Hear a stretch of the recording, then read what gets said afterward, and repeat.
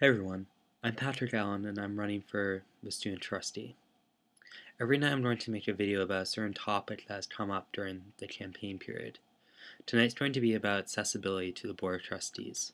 This is a topic that came up last Thursday night at AMS Assembly when all 5 trustee candidates were talking about our platforms. So I have some experience with this. I went to the Board of Trustees meeting on December 3rd, this past December, and they weren't allowing students into the meeting room.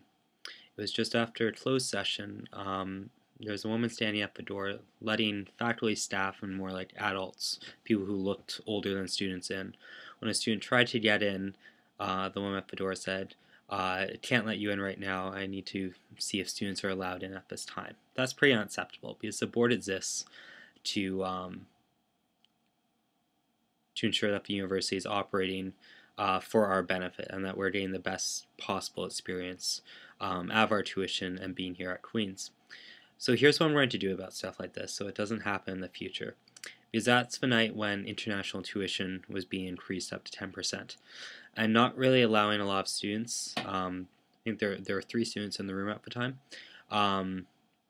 into these board meetings is a big problem, especially when there's that big of an issue up for vote. So here's what I'll do.